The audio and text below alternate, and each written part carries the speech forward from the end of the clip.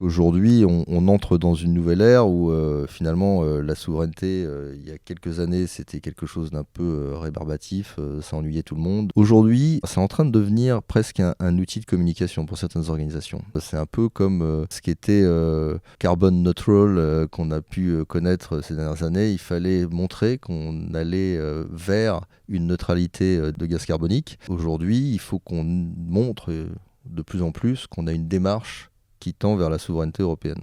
Et ça, c'est intéressant comme prise de conscience. Bienvenue dans Les Résilients, le podcast des super-héros du numérique. Un podcast produit par NetMedia en partenariat avec Splunk. Splunk aide les organisations à être plus résilientes grâce à sa plateforme unifiée de sécurité et d'observabilité. Bonjour à tous, bienvenue dans un nouvel épisode des Résilients. Vous le remarquez, on est un peu en vidéo, ce qui change. Les Résilients, par contre, ça ne change pas, c'est toujours le podcast des super-héros du numérique. Un podcast produit par Splunk by Cisco, podcast que j'ai le plaisir de faire depuis tant d'années avec Audrey Williard, Senior Content Marketing Manager chez Splunk. Bonjour Audrey. Bonjour Bertrand. Tout va bien ? Bah super. On est bien là, on est installé tranquillement et on va faire comme l'année dernière. En fait, l'année dernière, on avait fait déjà un podcast comme ça, en version longue, en version vidéo, format où on prend le temps de discuter avec un invité qu'on va vous présenter et on remet ça. Exactement, cette année pour le Forum in Cyber, donc le FIC, qui se déroule à Lille comme tous les ans. Cette fois-ci du 31 mars au 2 avril pour être plus précis. On assiste comme chaque année à cet événement. On n'est pas tout seul, il y a d'autres entreprises comme Outscale par exemple qui participent et on a envie d'entrer un petit peu dans le vif du sujet, de prendre le temps et donc c'est une version longue comme tu l'as dit. On est 1 heure aujourd'hui ensemble. Le thème du FIC cette année, c'est maîtriser nos dépendances numériques. Ça tombe bien parce que c'est un peu le sujet dont on va parler. On va parler donc aujourd'hui d'un de ces sujets majeurs de 2026, qui sera évidemment la souveraineté. On parlera de cloud, de multi-cloud, de data et évidemment largement de souveraineté dans ce podcast. Exactement. Et pour ça, on a l'invité adéquat, franchement. Et oui, on a bien réfléchi. On s'est dit non, il y a une personne qui est la bonne personne pour y répondre à ces questions. Bonjour Jérôme Sandrini, tu es CRO, donc Chief Revenue Officer de Outscale et tu nous accueilles aujourd'hui chez vous. Absolument. Bonjour Audrey, bonjour Bertrand, je suis ravi de vous accueillir chez Outscale. Outscale qui est une marque du groupe Dassault Systèmes, rappelons-le, et donc qui est la marque Cloud souverain du groupe Dassault Systèmes. Exactement, je voulais te présenter, mais ça y est, tu l'as fait mieux que moi. En fait, vous êtes fournisseur de cloud souverain, donc opéré par Dassault Systèmes et qualifié SecNum Cloud 3.2. On aura l'occasion d'en reparler parce que c'est important. Il n'y a pas tant d'acteurs que ça qui le sont sur le marché. On va poser pas mal de questions sérieuses, Audrey, pendant tout ce podcast. On va poser des questions sérieuses, mais comme la dernière fois, on va aussi avoir des petites chroniques un peu plus légères que Jérôme, tu vas découvrir en direct. Donc ne sois pas déstabilisé. Si tu ne sais pas, tu peux mettre un petit arrêt. Mais le but, c'est aussi de pouvoir avoir des réactions à chaud. De façon ludique. Je suis prêt. Allez. Il y aura des devinettes, c'est un peu ça l'idée. En fait. Oui, on s'est un peu inspiré de tout, des vrais faux. On va avoir des images à commenter. On va avoir un petit peu à la Combini des Fast and Curious, mais à découvrir dans quelques instants. Super, ça change un peu d'une interview traditionnelle. Let's go. Bon, on commence par contre par une question assez traditionnelle. Est-ce que tu peux nous présenter Outscale dans la galaxie Dassault Systèmes et plus largement dans le monde du cloud français ? Oui, tout à fait. Alors, Outscale est donc, je le disais tout à l'heure, la marque cloud du groupe Dassault Systèmes. À ce titre, on a un métier historique qui est d'opérer les plateformes applicatives, les plateformes SaaS du groupe Dassault Systèmes partout dans le monde. Quelque part, on opère ces plateformes-là pour les 350 000 clients du groupe Dassault Systèmes qui donc utilisent les applicatifs du groupe. Et on a également une mission très importante qui nous a été confiée, qui est de fournir un cloud d'infrastructure à nos clients externes et un cloud d'infrastructure souverain. On connaît tous les enjeux européens de souveraineté numérique et nous sommes aujourd'hui un acteur parmi d'autres, mais un acteur important, un acteur qui est doté d'une ambition et d'une réelle mission pour faire la différence justement sur ces questions de souveraineté européenne. Et justement, la souveraineté numérique, donc c'est un peu le thème du podcast. Chacun a sa définition. Pour toi, c'est quoi exactement ? Est-ce que c'est juste là où on stocke les données ? Alors non, là où on stocke les données, c'est une petite partie de la souveraineté numérique. Pour pour le groupe Dassault Systèmes, pour Outscale en particulier, la souveraineté numérique est réellement associée à un contrôle de son architecture logicielle et infrastructure. Et donc, qui dit contrôle dit bien sûr localisation, mais également qui opère, quelle est la structure juridique qui opère les applications et donc qui gère les données. Et donc c'est toute cette chaîne qui va définir une dépendance ou non et une implication ou non envers des lois extraterritoriales à l'Europe. Jérôme, c'est pas l'alpha et l'oméga en soi, la souveraineté. Quand un client vient chez toi, chez Outscale, quel est le pain point, comme on dit en anglais, quelle est la vraie douleur en fait avec laquelle il vient? Est-ce que c'est un problème juridique, un risque juridique, ou est-ce que c'est l'envie tout simplement, ou la nécessité de reprendre la main sur son infrastructure? Alors, tout d'abord, c'est pas nécessairement un pain point qui pousse les clients à venir chez nous. On a également des clients qui viennent chez nous parce qu'on a un formidable service commercial, on a un super support client. C'est aussi des bonnes raisons pour lesquelles certains clients nous rejoignent. Mais effectivement, en étant un acteur tout à fait important, primordial dans le cloud souverain, c'est vrai que la grande majorité des clients viennent nous voir parce qu'ils ont des soucis liés à la potentielle exploitation de leurs données. Donc, où sont leurs données, où résident leurs données, comment vont-elles être potentiellement utilisées, comment peuvent-ils s'assurer du respect de la confidentialité totale de leurs données, surtout quand il s'agit de données sensibles. Donc ça, c'est une première raison. Il y a évidemment une raison également parfois de contraintes réglementaires. Certaines organisations, qu'elles soient publiques ou privées, ont des contraintes réglementaires qui vont les obliger à potentiellement à trouver un partenaire qui va leur garantir un certain nombre de règles de sécurité et d'indépendance aux lois extraterritoriales.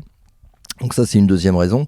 Et enfin, une dernière raison, c'est vrai que le cloud Outscale a cette particularité d'être à la fois un cloud public, c'est-à-dire il offre les mêmes avantages d'élasticité, de tarification on-demand que peuvent offrir les solutions cloud les plus répandues, les plus renommées du marché. Donc quelque part, les utilisateurs, les clients qui vont être clients du cloud Outscale vont trouver un accès et une facilité d'utilisation très similaire à ce qu'ils ont l'habitude d'utiliser par ailleurs. Ça, c'est un premier point. Et puis l'autre point, c'est effectivement l'aspect industrialisation, infrastructure as code, DevOps, avec travers des API, des automatisations type Terraform, qui vont permettre une utilisation très fluide du cloud, qui sont aussi des raisons. Donc cette facilité d'utilisation et cette élasticité sont aussi des raisons importantes que les clients viennent chez nous. Et justement, ça rejoint un petit peu la question que j'allais poser. On dit souvent le Secnum Cloud, c'est le top niveau sécurité. Et en même temps, on a un petit peu peur que ça freine l'innovation. OK, on a l'immunité par rapport aux lois extra-européennes ou extraterritoriales, mais ça peut aussi poser question sur cette innovation. Tu as un petit peu répondu juste avant. Qu'est-ce que tu leur dis à ces personnes qui pourraient être un peu freinées ? Alors attention, avant tout, le label Secnum Cloud est effectivement... comme tu le dis, le top en matière de sécurité, ça ne veut pas dire qu'un opérateur de cloud non labellisé Secnum Cloud n'afficherait pas une sécurité très importante. Donc ça, faut bien faire la distinction. Ce qu'apporte Secnum Cloud, c'est à la fois le plus haut standard en matière de sécurité, mais également un contrôle de non-soumission aux lois extraterritoriales. Et donc ça, c'est un point important. Bien sûr, ça rajoute des contraintes pour opérer, on aura l'occasion d'y revenir. Mais en aucun cas, ça va freiner l'innovation et ça va freiner potentiellement le type d'utilisation que peuvent faire les clients de l'infrastructure as a service ou du plateforme as a service qui vont être offerts et labellisés Secnum Cloud. Au contraire, je dirais dans le cas d'Outscale, comme j'en parlais tout à l'heure, tout est fait pour qu'il n'y ait aucune contrainte du point de vue de l'utilisateur on a d'ailleurs une région non SACNUM Cloud, on a une région SACNUM Cloud et une région non SACNUM Cloud. Il n'y a aucune différence d'utilisation, aucune différence d'accès, aucune différence de performance, aucune différence de catalogue de services entre notre région SACNUM Cloud et non SACNUM Cloud. Donc aucune contrainte technique qui va être apportée au client, à l'utilisateur de la plateforme cloud. Justement, vu de la direction commerciale que tu connais bien, comment ce label SACNUM Cloud en fait devient un vrai argument business, pas simplement pour la DSI, mais aussi pour la direction générale et puis pour la continuité de l'activité tout simplement, quoi. Les choses changent et évoluent clairement avec le contexte. On connaît aujourd'hui une situation géopolitique, une certaine tension internationale qui existe aujourd'hui, qui n'existait pas il y a quelques années, en tout cas qui n'étaient pas les mêmes. Ça fait prendre conscience à certaines organisations de l'importance et des risques qui sont encourus. Donc ça, c'est un vrai changement de mentalité. Je dirais les risques n'ont pas vraiment évolué, c'est les mêmes depuis de nombreuses années. Les risques par rapport à la donnée, par rapport à s'assurer de cette confidentialité, la manière de traiter des données sensibles. Je dirais qu'aujourd'hui, il y a deux choses qui accélèrent les choses. C'est effectivement le contexte international, mais il y en a un autre, c'est l'accélération sur l'IA au niveau de toutes les organisations. Parce que quand on parle d'IA, on parle d'infrastructures complexes, on parle d'infrastructures chères, on parle d'infrastructures on va dire, qui est difficile à la fois à maintenir dans le temps, qui est rapidement obsolète parce qu'il y a une telle innovation, une telle évolution en matière d'IA, que quand on fait de l'IA, d'une part, on touche directement à de la donnée, et pour tirer tous les bénéfices de l'IA, il faut que cette donnée soit la donnée de l'entreprise. Donc on touche directement aux données de l'entreprise. Et d'un autre côté, on touche à des problématiques qui sont très difficiles à déployer on-premise. Donc le cloud devient quasiment une obligation quand on veut faire de l'IA. Donc combiner le fait qu'on ait des données sensibles sur lesquelles on veut appliquer ces modèles d'IA avec le fait qu'on a ce besoin de le faire et de l'opérer sur un cloud, génère une accélération de la demande et de l'intérêt autour de SACNUM Cloud, en ce qui nous concerne. On va revenir là-dessus d'ailleurs, Audrey, tout à l'heure, sur l'IA et sur le cloud justement. On va rentrer dans un cas précis, en fait, c'est celui de la CNAF, la Caisse nationale des allocations familiales. Vous travaillez à Outscale avec eux depuis un petit moment. Cette collaboration, elle a commencé quand, Jérôme ? Alors, cette collaboration avec la CNAF, comme beaucoup d'agences publiques, finalement, le secteur public est bien sûr un client, je dirais, un secteur d'activité de facto très friand de SACNUM Cloud, ça semble évident. Donc je dirais que Outscale est devenu assez rapidement une évidence pour certains projets de la CNAF, de par à la fois cet aspect proche, en termes, c'est ce que je décrivais tout à l'heure, en termes d'architecture du cloud Outscale, on est sur du cloud public, de l'élasticité, un service de stockage objet. Ce sont des services qui sont, je dirais, très classiques sur les fournisseurs de cloud public. Donc à la fois quelque chose de facile, de simple à appréhender, et de l'autre côté, cette qualification SACNUM Cloud sur l'ensemble de ces services, qui a fait un peu une solution recommandée pour la CNAF. Et donc, on est dans le podcast des résilients. Pour la CNAF, la résilience, c'est d'assurer en fait que les millions de citoyens qui utilisent la CNAF puissent accéder aux services, puissent continuer à avoir accès à tous les bénéfices. Justement, donc la CNAF a fait confiance à Outscale, mais aussi à Splunk, on ne va pas se mentir, on se connaît déjà sur ce projet-là. Est-ce que tu peux peut-être nous dire un petit peu plus en 2 mots pourquoi ce combo fonctionne bien pour assurer cette résilience opérationnelle ? Ce qui est formidable avec un outil comme Splunk, c'est qu'il y a des gros volumes de données. Et évidemment, comme on le disait tout à l'heure, la problématique est la même que dans l'IA, c'est de la donnée organisationnelle, c'est de l'organisation. C'est donc de la donnée par définition sensible pour une organisation du secteur public. Bien évidemment, avec la protection du citoyen, des informations qui concernent le citoyen, qui sont évidemment primordiales.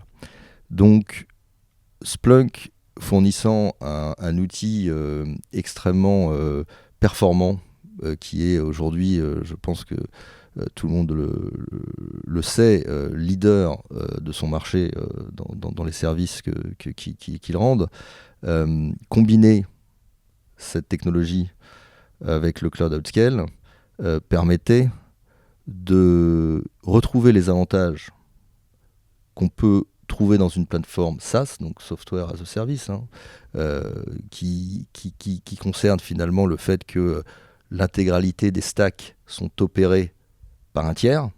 Donc c'est ce que recherchait la CNAF. Elle voulait vraiment à la fois simplifier son exploitation pour pouvoir bénéficier des services du cloud. Aujourd'hui, combiner une offre managée Splunk sur Outscale permet à la CNAF d'avoir le meilleur des deux mondes, c'est-à-dire à la fois de bénéficier du cloud, ce qu'elle ne pouvait pas faire, tout en préservant et en ayant le même niveau, voire même un niveau de sécurité supérieur que si elle l'avait opéré on-prem. Voilà, donc on est sur vraiment ces avantages forts. Et là, en fait, le projet, il avait été déployé assez rapidement. Je crois au bout de 6 mois, ça avait été mis en place. Est-ce qu'il y a un retour là, on est peut-être à un an et demi du projet. Est-ce que tu as eu un retour des équipes de la CNAF sur ce que ça a pu leur apporter, en fait, cet accès à leurs données rapides dans un cloud souverain ?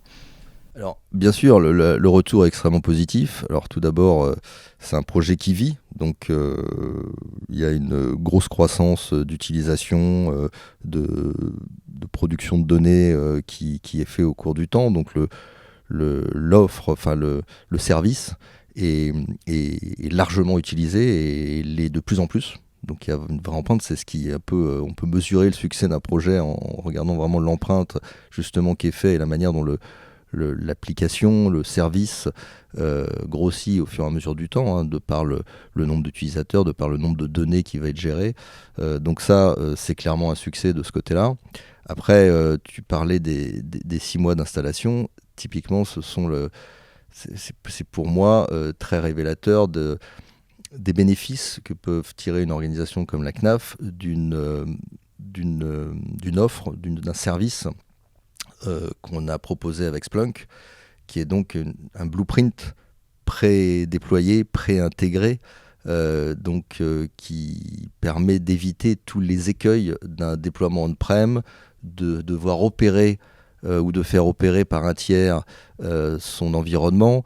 Tout ça, le fait d'avoir des acteurs comme Splunk et Outscale qui vont proposer ce service un peu clé en main, va permettre de vraiment faciliter notamment le déploiement et de rentrer dans un mode opérationnel du projet extrêmement rapidement. Et ça va faire peut-être des émules dans d'autres secteurs publics, mais en même temps, je pense que le secteur public, ça reste effectivement la voie la plus logique en fait pour proposer du cloud souverain. Mais tu le disais, tu voyais aussi d'autres types d'industries qui étaient intéressées aussi par ça, pour d'autres raisons, parce que les données critiques, c'est pas propre qu'au secteur public. Alors absolument, tu as tout à fait raison. Alors tout d'abord, il est intéressant de mentionner que cette offre Splunk Outscale, on a assez rapidement réussi à la répliquer. Donc il y a un vrai intérêt. Cette success story finalement a fait des petits, parce que depuis on a 3 autres projets en cours sur ce type d'offre. À la fois secteur public d'ailleurs, mais avec un intérêt du secteur privé. Donc je vais y venir. Donc en fait, pour répondre à ta question, aujourd'hui, historiquement, le secteur public le faisait par obligation. Donc il faut savoir qu'une offre de type Outscale en Secnum Cloud va vraiment permettre d'être une alternative à ce qui est fait aujourd'hui et déployé on-premise. On ne va pas chercher à être directement compétiteur des hyperscalers qu'on connaît tous, des GAFAM, etc. C'est pas l'objet. On cherche vraiment à aller adresser de la donnée sensible qui ne peut pas, de toutes les manières, aller sur ces environnements. et qui aujourd'hui, par défaut, sont traités on-premise. Et donc l'intérêt d'une offre comme Outscale, c'est de pouvoir offrir les bénéfices du cloud à une organisation qui, jusqu'à présent, pour un certain type de données, ne pouvait pas aller dans le cloud, et donc rester on-premise. Et donc c'est là où, historiquement, bien sûr, le secteur public était naturellement client de ce type d'offre, mais le secteur privé, de plus en plus, donc on voit dans des industries qui sont fortement réglementées, que ce soit les services financiers, la défense, la santé. Tout ça sont évidemment des industries qui sont fortement, qui ont des régulateurs forts sur justement l'utilisation qui est faite des données, la sécurisation de ces données, et sont des organisations qui traditionnellement gardaient beaucoup d'applications on-premise. Et donc aujourd'hui, le fait d'avoir Secnum Cloud, le fait d'avoir le contexte international qui met l'accent sur quelque chose qui existe depuis très longtemps, mais donc qui va forcément intéresser certaines organisations, qui vont se dire pourquoi on n'irait pas nous aussi sur une infrastructure Secnum Cloud, même si on n'y est pas obligé. Voilà. Donc c'est un peu ce qu'on voit aujourd'hui de plus en plus, c'est ce mouvement d'organisations qui n'ont pas l'obligation d'aller sur du Secnum Cloud, mais qui y sont intéressés. Jérôme, j'avais dit qu'on reviendrait sur l'IA, on va y revenir. Comment est-ce que vous préparez-vous le terrain chez Outscale pour que des entreprises justement comme la CNAF puissent bénéficier de l'IA générative sans jamais sortir justement des données du périmètre de confiance? Ça, c'est une sorte de question à 1000 € là. L'IA, forcément, et surtout les large language models, donc les LLM, par définition, gèrent des très gros volumes de données, et des données qui sont directement des données de l'organisation. Parce que si on veut avoir de la valeur, si on veut générer de la valeur d'un LLM, c'est pas en allant scroller le web que ça va nous apporter grand-chose. Donc il faut que ces modèles-là soient étendus aux données propres de l'entreprise. Et donc là, on touche réellement le niveau sensible des données. Et donc, ces moteurs d'IA qui, par définition, sont très gourmands en compute, en infrastructure, vont générer un vrai problème, une vraie dualité pour les entreprises qui vont se dire « j'ai mes données, je ne peux pas les mettre dans le cloud, mais en même temps, je dois faire fonctionner, je dois avoir mon programme d'IA déployé rapidement si je veux rester compétitif. » Et donc, on a cette dualité de dire « compliqué d'aller dans le cloud, mais en même temps, j'ai pas le choix si je veux faire de l'IA. » Et donc nous, on répond à cette question avec Outscale, justement. Jérôme, on t'avait prévenu qu'il y aurait des capsules inattendues dans ce podcast, version vidéo. C'est le moment de la première, un vrai ou faux? C'est exactement ça, donc on passe à la chronique vrai ou faux. Donc je vais te parler de 2 anecdotes. Il faudra trouver laquelle est vraie et laquelle est fausse. Et bien sûr, c'est aussi l'occasion pour toi de commenter un peu et de me dire ce que tu en penses de ces anecdotes. Qu'est-ce que ça dit de la souveraineté numérique? Alors, c'est pas très long, tu verras. La première anecdote, c'est une entreprise européenne qui a dû rapatrier ses données en urgence après un changement de loi. Et pourtant, cette entreprise n'avait pas bougé un seul serveur. La deuxième anecdote, c'est qu'un régulateur a considéré qu'un chiffrement fort pouvait être suffisant pour dire que la souveraineté était garantie. Alors, la dernière est fausse, ça c'est une certitude. Maintenant, est-ce que ça veut dire que forcément la première est vraie? Par élimination. Je pense, oui. Il y a un indice quand même. Donc la deuxième est fausse, c'est sûr. Donc ça, j'en suis certain, puisqu'on sait fortement que la sécurité, et encore une fois, tous les clouds du monde entier ont différents niveaux de sécurité, mais ils sont tous, bien évidemment, s'ils veulent réussir dans ce qu'ils font, ils ont tous intérêt à avoir un plus haut niveau de sécurité, et ça n'en fait pas des offres souveraines, malgré le chiffrement de tout ce qu'on veut à l'intérieur. Donc ça, bien évidemment, c'est faux. Concernant la première question, donc vrai, j'aurais tendance à dire qu'effectivement un changement de loi peut faire qu'un opérateur qui aurait la responsabilité donc, d'opérer les données d'une organisation, par exemple, pourrait être exclu, ou en tout cas en dehors des clous, même de par son actionnariat ou de par la nature de son organisation, alors qu'ils ont effectivement des serveurs qui sont localisés dans un pays qui, lui, est conforme à la législation et au changement de législation. Donc ça voudrait dire effectivement, les données ne changent pas de localisation, mais potentiellement qu'effectivement, il y a un travail à faire pour... je dirais, modifier l'organisation qui en a la responsabilité. Ouais. Ça correspondait à, je ne sais pas si ça te dit quelque chose, l'arrêt Schrems 2 et le fait que quand le cadre juridique a évolué, finalement, il n'y a pas eu de délai pour s'adapter. Donc, ce qui a fait que du jour au lendemain, en fait, finalement, certaines entreprises ont dû s'adapter à cette non-conformité qui n'était pas forcément... elles n'étaient pas non-conformes la veille, on va dire, et le lendemain, ça y est, elles étaient non-conformes.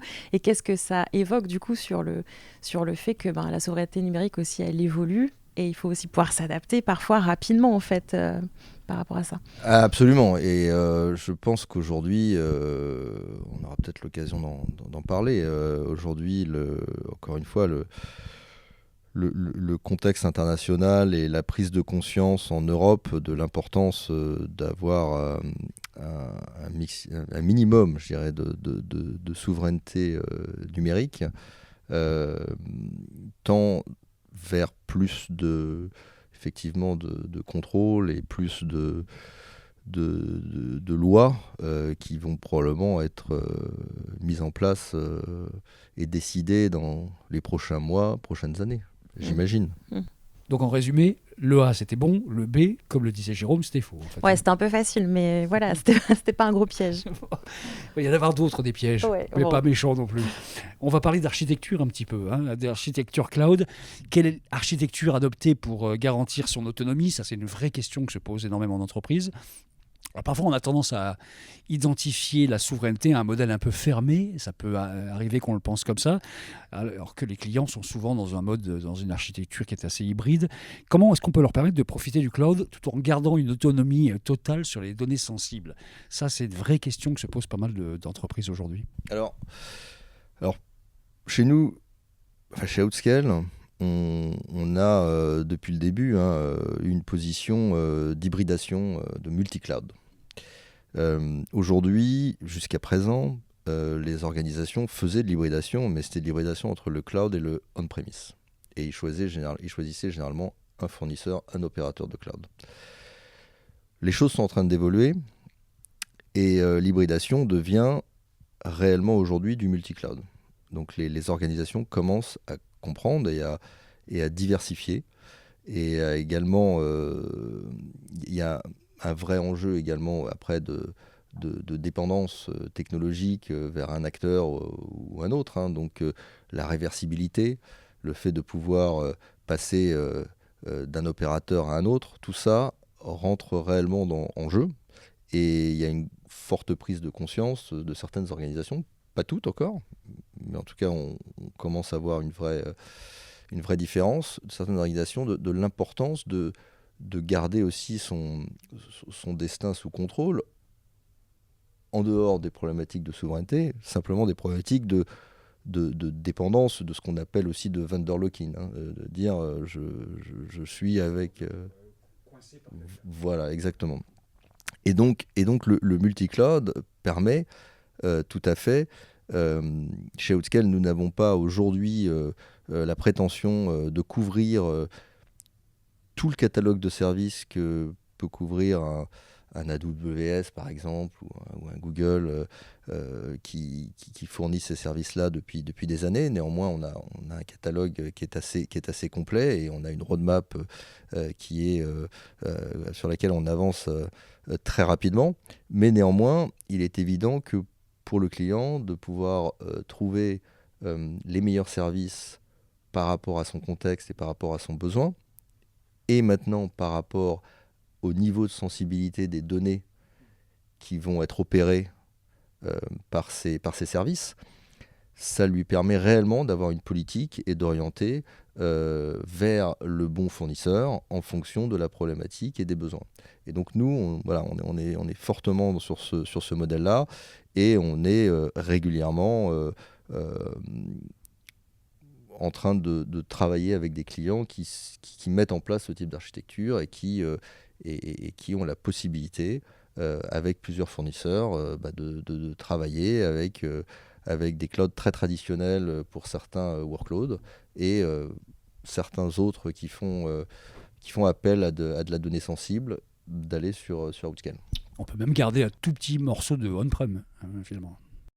On peut imaginer garder un petit morceau de on-prem. On peut également imaginer que le sens de l'histoire, je parle à 10, 15 ans, va de plus en plus, avec l'évolution et l'avènement de l'IA, vers un monde quand même un petit peu cloudifié en matière applicative. Un mot de l'argent, sujet que tu connais bien dans cette entreprise-là, mais pour les clients qui sont ceux d'Outscale, quand il s'agit de sujets de coûts, quels sont ceux qui reviennent le plus souvent dans leur esprit quand il s'agit justement d'aller vers la souveraineté ?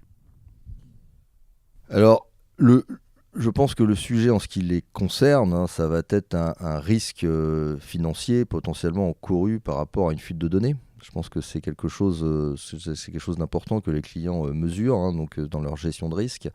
Donc forcément, la sécurité et l'intégralité des qualifications, des certifications que peut avoir un opérateur cloud sont extrêmement importantes, donc pour rassurer le client sur ce risque-là. Bien évidemment, il y a la possibilité de l'élasticité du on-demand, qui va être un point important, donc qui aujourd'hui est encore une fois quelque chose de standard dans les opérateurs de cloud public, mais qui forcément est très différent sur les clouds privés. Donc imaginons une entreprise qui se lance et qui démarre, ou un nouveau projet, et on n'est pas en mesure de complètement prévoir l'empreinte infrastructure dont on va avoir besoin dans quelques mois ou quelques années. On peut imaginer l'intérêt de démarrer petit et de grossir au fur et à mesure du temps au niveau de son empreinte. Et donc ça, c'est le type de service qu'offre Outscale en standard, là où il est beaucoup plus compliqué de devoir prévoir à l'avance et de surprovisionner des environnements statiques, et éventuellement d'être limité assez rapidement parce que on est victime de son succès. Donc là, effectivement, c'est des discussions intéressantes qu'on a avec les clients, parce que ça va vraiment dépendre de leur projet et de leurs applications et du lancement, et à partir de quand ils vont atteindre leur rythme de croisière. Et donc dans cette phase-là, un accompagnement et un service comme le propose Outscale, qui est un service on-demand élastique, va avoir un grand intérêt, forcément. C'est du test and learn, en fait. Au fur et à mesure, on adapte, tout simplement. Voilà. En gros, pour faire court, est-ce que maîtriser la souveraineté numérique, ça permet d'être plus résilient ? La réponse est oui, bien évidemment. Donc cette dépendance technologique permet qu'on garantisse et qu'on soit maître finalement du stack, et donc du service et de la qualité de service qu'on opère. Quand on parle de résilience, on parle également de business continuity, donc de s'assurer qu'en cas de désastres ou de catastrophes qui peuvent se passer, on soit capable de redémarrer les services rapidement et sereinement avec tout ce qu'il faut. Et donc ça, c'est le genre de qualité de service qu'Outscale offre. Et donc cette résilience, pour nous, elle est inhérente également avec cette souveraineté qui permet, encore une fois, d'être maître de ses dépendances, d'être maître de son stack, et donc de contrôler ses architectures, et donc de faire en sorte que un service et une qualité de service et une sécurité va être garantie et pérenne dans le temps pour les clients. Mmh. J'ai un chiffre d'une étude qui dit que 67% des entreprises européennes trouvent que leurs données sont trop dispersées juridiquement parlant. C'est un peu un sujet dont on parle là. Est-ce que chez Outscale, ça permet en fait de créer une forme de vrai havre de paix des données et d'avoir une traçabilité de bout en bout ? Alors oui, c'est important. Et encore une fois, je fais le parallèle avec l'IA. Où bien souvent, on va dire l'exemple un peu simple, c'est c'est le collaborateur qui sort de sa réunion et qui demande à ChatGPT de faire un résumé de la réunion et de faire les minutes, tout simplement en envoyant des informations qui potentiellement sont des informations confidentielles de l'entreprise. Ça n'arrive jamais, ça. Ça n'arrive jamais, bien évidemment, mais on peut imaginer que ces informations, quand on les rentre dans le service ChatGPT, je pense à cet exemple-là parce que je pense qu'il parle à tout le monde, et ben on ne sait pas où ces données sont parties. On ne sait pas ce qu'elles vont devenir, on ne sait pas comment elles vont être utilisées, on ne sait pas comment elles vont être détournées, on ne sait pas du tout ce qui va devenir de ces données-là. On sait désormais qu'elles seront utilisées de toute façon. On le sait, ça c'est on ne sait pas comment, mais on le sait. Donc ça, c'est un risque majeur. Et d'ailleurs, toutes les entreprises, les organisations ont bien sûr interdit à leurs collaborateurs de faire ce genre de choses et essayent de développer très rapidement des outils qui justement permettent de contrôler où va être la donnée et s'assurer qu'elle ne va pas être utilisée justement. Et donc la réponse est bien évidemment que on est dans un environnement où la souveraineté et SecNumCloud permet cette traçabilité et de garantir que ces données ne vont pas être utilisées, exploitées et même consultées par qui que ce soit. Jérôme, on va revenir dans quelques instants assez rapidement sur le thème de l'IA parce qu'il y a encore des choses à dire. Mais voici une nouvelle capsule d'Audrey, un Fast and Curious sur, devinez quoi, la souveraineté numérique. La souveraineté numérique. Donc tout à l'heure, tu disais que tu avais un peu perdu le fil de ta réponse, mais cette fois, tu dois répondre en une phrase. Donc impossible de perdre le fil. Sujet, verbe, complément, une phrase. C'est vraiment super rapide, sinon on te coupe, voilà, c'est tout. Okay. Alors, ma première proposition, pour toi, la souveraineté numérique, est-ce que c'est d'abord juridique ou stratégique ? Les deux, mais plutôt stratégique aujourd'hui. Ça a été juridique dans le passé, stratégique. Ça fait peut-être deux phrases, mais allez, on accepte. Localiser les données, suffit-il encore aujourd'hui ? Non. Non, c'est une phrase, vraiment. Non, et pourquoi ? C'est une phrase. Tu as le droit de... Non, parce que la localisation, on sait très bien que ne permet en rien d'adresser les lois extraterritoriales. Le vrai déclencheur chez tes clients ? L'IA. Ah bah justement, on va y revenir, ça tombe bien. Souveraineté, contrainte subie ou choix assumé ? Ça a évolué et c'est devenu choix assumé. Qui porte vraiment le sujet dans l'entreprise ? Ça a évolué aussi, mais aujourd'hui, de la DSI à la direction générale. Voilà, ça évolue, on va y revenir aussi. Cloud souverain et innovation, du coup, compatible, oui ou non ? Absolument. Absolument, voilà, on l'a dit avant. Et enfin, le risque le plus sous-estimé aujourd'hui ? Le risque le plus sous-estimé, c'est la désorganisation de l'Europe face à ce besoin de souveraineté numérique. Et ça ne peut être fait qu'au niveau européen. Et il est urgent que quelque chose soit mis en place. Ça peut être vraiment un atout aussi de dire, voilà, on est souverain et on a une maîtrise technologique et de nos données. Alors oui, moi j'ai même tendance à dire que le contexte international fait qu'aujourd'hui on entre dans une nouvelle ère où finalement la souveraineté, il y a quelques années, c'était quelque chose d'un peu rébarbatif, ça ennuyait tout le monde, effectivement c'était perçu comme une contrainte. Aujourd'hui, c'est en train de devenir presque un outil de communication pour certaines organisations. Et le fait de pouvoir s'afficher sur des choix souverains, finalement, c'est un peu comme, on va dire, ce qui était un peu le côté carbone neutral qu'on a pu connaître ces dernières années. Il fallait montrer qu'on allait vers une neutralité d'émissions de gaz carbonique. Aujourd'hui, il faut qu'on montre de plus en plus qu'on a une démarche qui tend vers la souveraineté européenne. Et ça, c'est intéressant comme prise de conscience. Donc aujourd'hui, est-ce qu'on peut vraiment concilier souveraineté et le meilleur de l'IA, qu'on aille des LLM jusqu'aux agents ? On peut faire ça ? Je dirais absolument, puisque c'est une des offres clés qu'on a chez Outscale. Nous nous sommes alliés avec Mistral AI il y a de ça déjà presque 2 ans pour sortir un ensemble d'offres communes qui permet justement aux organisations de faire du LLM en toute confiance.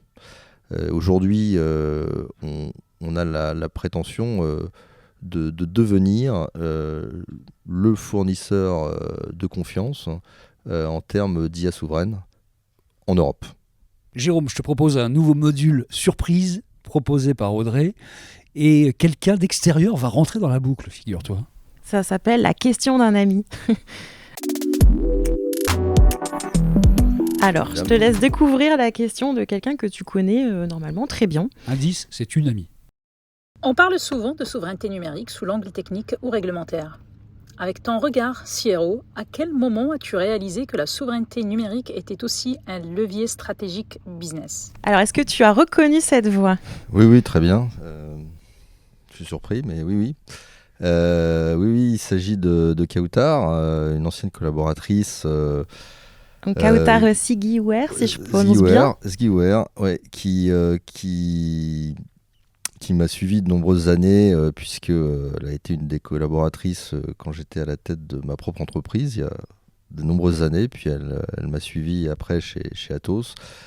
Aujourd'hui, elle est responsable data et IA d'un grand groupe pharmaceutique. Donc, elle a un très très beau poste. Elle est avec un parcours de data scientist. Donc, et pour répondre à sa question, je dirais que très clairement, l'accélération des programmes LLM, IA et tout ce qui va concerner l'agentique en ce moment au sein des organisations, d'une part, le contexte international et donc la prise de conscience de l'importance en Europe de réduire la dépendance numérique envers des organisations non européennes. La combinaison de ces facteurs-là ont vraiment généré cette année et fin de l'année dernière une grosse accélération pour les besoins en matière de souveraineté, en ce qui concerne encore une fois réellement ce qui constitue le moteur qui va être au cœur de la gestion de la donnée, c'est-à-dire le stack d'infrastructure as a service. Et là, on est au cœur du problème. Donc merci à Kautar pour cette question, merci pour cette réponse Jérôme. Dans un instant, après l'audio, on aura carrément des photos en fait, tu vas voir, c'est assez marrant. Question un petit peu générique en attendant, quels sont tes retours d'expérience en fait pour montrer qu'un acteur non européen, suivez mon regard, peut travailler efficacement avec un fleuron français pour proposer une offre qui soit réellement souveraine en fait. Est-ce qu'il y a des traces tangibles de ça ? Alors oui, absolument. Encore une fois, je pense que l'innovation, il faut pas que la souveraineté devienne un frein à l'adoption des meilleures innovations et des meilleures technologies qui se font dans le monde. Il n'est pas question d'aller, à un moment donné, dire aux acteurs vous ne pouvez plus utiliser du tout de technologies internationales, non européennes. C'est pas ça dont il s'agit. Il faut faire la différence entre les différentes couches de la fusée, comme on dit, les différents niveaux.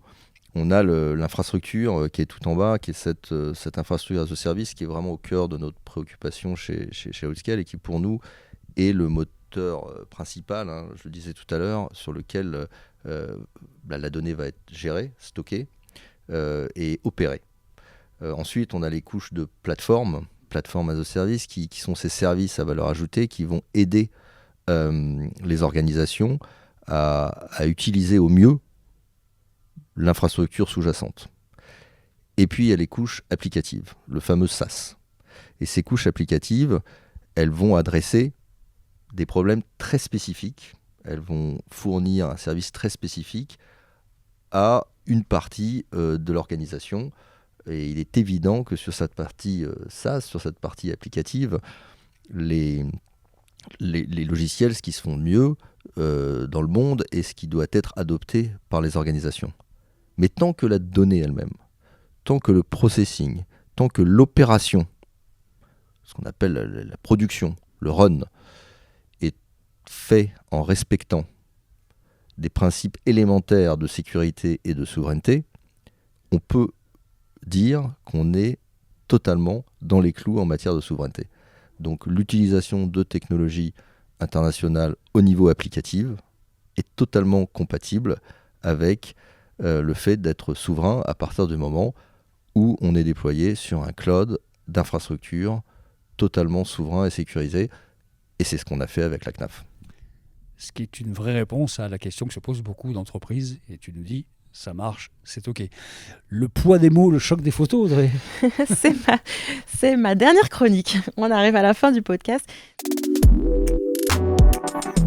Je vais te montrer des images. Je vais aussi les décrire pour ceux qui nous écoutent La caméra et également. qui nous écoutent et qui ne nous regardent pas nécessairement. C'est un podcast vidéo et audio. Et donc, je te montre cette image, tu me dis ce que ça t'évoque et ce que aussi ça ne dit pas de la souveraineté numérique. Donc, voilà l'image. C'est un data center, tout simplement, qu'on voit de l'extérieur. C'est un data center. On pense à ça quand on parle de souveraineté numérique. Qu'est-ce que ça ne dit pas de la souveraineté ? Alors, ce que ça ne dit pas de la souveraineté, alors nous, chez Outscale en tout cas, nous ne sommes pas propriétaires de notre data center parce que nous faisons appel aux meilleurs fournisseurs dans ce domaine-là. Parce que c'est un métier qui se rapproche plus de l'immobilier d'ailleurs que de la technologie, et nous pensons que le béton et les murs n'ont pas spécialement de critères de souveraineté. Voilà. Donc un data center par définition est un bâtiment qui doit respecter tout un tas de normes, etc., en matière notamment de sécurité, et après c'est le process qu'il y a autour. Et donc nous-mêmes, nous louons des espaces au sein de fournisseurs de ces immeubles, donc de ces data centers, pour y opérer nos salles, nos propres salles. Et là, on prend totalement la main, bien évidemment, sur l'intégralité des opérations cloud. Alors, on passe à la deuxième image.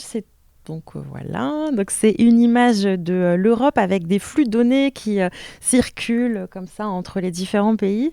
Cette image, en fait, ça représente la réalité de nombreuses entreprises qui doivent travailler sur différents marchés avec des flux de données qui passent comme ça de marchés divers et variés. Qu'est-ce que ça évoque pour toi ? Quel est le risque que doivent prendre en compte en fait ces entreprises Alors pour moi, cette photo évoque, j'en parlais tout à l'heure, l'urgence qu'a l'Europe, de mon point de vue, de s'organiser en matière de loi sur la souveraineté numérique. Il y a eu un certain nombre d'initiatives qui ont été prises, notamment autour de l'IA avec les AI Act. Je pense que il y a une prise de conscience de différents pays qui forment l'Union européenne de l'importance qu'il y a de légiférer sur ces aspects-là, notamment sur les couches, je le disais tout à l'heure, principalement infrastructure, et donc le cloud. L'IA aussi, puisque il y a cette gestion de données, et donc je pense que tous ces pays, effectivement, ont leur réglementation, leurs propres idées, leurs propres concepts, mais les enjeux dans le monde dans lequel on vit aujourd'hui sont européens, définitivement. Et donc il faut que ces différents pays s'accordent pour parler d'une seule voix en matière de souveraineté numérique. Très clair. Et ma dernière image, donc c'est des personnes autour d'un bureau, on imagine le COMEX. En tout cas, je te mets sur la voie. Qu'est-ce que ça t'évoque justement ? On en parlait un petit peu tout à l'heure, la souveraineté. Est-ce qu'on pense tout de suite à ce genre d'image quand on parle de souveraineté, c'est-à-dire des discussions au sommet des entreprises ? Alors oui, on peut imaginer qu'effectivement, qui dit souveraineté dit aussi, encore une fois, données sensibles, secret de l'entreprise, propriété intellectuelle, exposition financière et juridique, définitivement protection des données des citoyens, des consommateurs, des patients. Et donc, il est directement de la responsabilité et de la mission d'un comité exécutif, d'un comité de direction, de s'assurer que ces points-là soient complètement adressés et compris et qu'on ait les bonnes technologies et process en place pour pouvoir le garantir. Et donc voilà ce que m'évoque cette image. Et c'est une prise de conscience, finalement, tu avais dit avant c'était plutôt peut-être les équipes sécurité qui étaient impliquées aussi dans ça. Et maintenant, c'est un peu une prise de conscience au niveau de toute l'entreprise. Les équipes sécurité sont là pour conseiller, sont là pour expliquer, sont là pour donner des exemples, des risques encourus. Ils sont les référents, mais ils sont, de mon point de vue en tout cas, pas ou plus les décideurs. C'est une problématique directement de la direction générale aujourd'hui. Jérôme, on s'approche de la fin de ce podcast. Il y aura les 2 dernières questions sur les super-pouvoirs et les super-héros, puisque c'est le thème des Résilients, le podcast. Une dernière question quand même générique. Est-ce que, à ton avis, la souveraineté va devenir une condition pour faire du business en Europe dans un temps assez prochain ? Est-ce que ne pas être souverain, ce sera d'abord un risque financier avant un risque de conformité, finalement ? Alors oui, je pense qu'on se dirige vers quelque chose, et j'irais même jusqu'à dire, j'espère, qu'on se dirige vers une époque où, effectivement, ne pas être souverain en Europe, comme c'est le cas aujourd'hui aux États-Unis ou en Asie. Ne pas être souverain aux États-Unis présente quelques problématiques, surtout quand on veut vendre sur certains marchés. Donc ne pas être souverain en Europe, quand on veut commercialiser ses services à une entreprise européenne, je pense que demain, ça sera beaucoup plus compliqué que ce que ça l'a été jusqu'à présent. Donc la réponse est oui. Et donc aujourd'hui, je pense que la souveraineté va être un accélérateur de business pour les organisations qui, elles, peuvent démontrer un certain niveau de souveraineté. Et c'est un Chief Revenue Officer qui le dit, donc on peut le croire. Les questions qui nous restent, comme à tous les invités, on pose les mêmes questions. Donc si tu pouvais avoir un super pouvoir dans le cadre de ton travail, qu'est-ce que ce serait et pourquoi ? Ce serait d'influencer la Commission européenne et essayer de faire en sorte qu'ils se dépêchent de s'aligner et de légiférer pour justement orienter à la fois la politique vers des solutions de cloud souveraine européenne et également de pouvoir à un moment donné orienter également à la fois pour le public et le privé, 2 types d'organisations, avec bien sûr 2 niveaux de contraintes différentes. On n'est pas sur les mêmes niveaux, mais accélérer la réglementation pour que les choses soient plus claires et plus lisibles. Voilà. Je pense qu'aujourd'hui, certaines organisations sont perdues. Aujourd'hui, il y a des organisations à l'échelle européenne qui doivent gérer des réglementations et des contraintes différentes selon qu'elles opèrent en France, en Allemagne ou en Espagne. Je pense qu'une harmonisation de cette réglementation numérique est devenue indispensable. C'est une super réponse. On va essayer de trouver une façon d'illustrer tout ça. Et la dernière question, est-ce que tu as une super-héroïne ou un super-héros à nous recommander pour un prochain épisode ? Et pourquoi tu penses que cette personne, elle est intéressante pour parler de résilience ? Alors oui, il me semble qu'il pourrait être intéressant d'entendre une personne avec qui je travaille beaucoup en ce moment, qui est responsable pour toute une partie de l'IT de la banque dépositaire de BNP Paribas. Il s'agit de Julien Muller. Et il me semble intéressant de voir la vue côté industrie, services financiers, à l'ampleur bien sûr mondiale, européenne, avec les contraintes réglementaires qui sont celles de la finance, de nous donner un éclairage de sa vision effectivement de cette souveraineté européenne. Merci. Merci beaucoup, Jérôme Sandrini. Merci à vous. Donc, tu es, je le rappelle, le CRO, Chief Revenue Officer d'Outscale, qui nous accueille aujourd'hui. Merci beaucoup d'ailleurs à Outscale de nous avoir accueillis pour ce podcast édition spéciale. C'est donc une édition spéciale long format des Résilients, en amont du FIC 2026 à Lille, comme on avait déjà fait. Le FIC, donc le petit nom du Forum in Cyber à Lille, je le rappelle.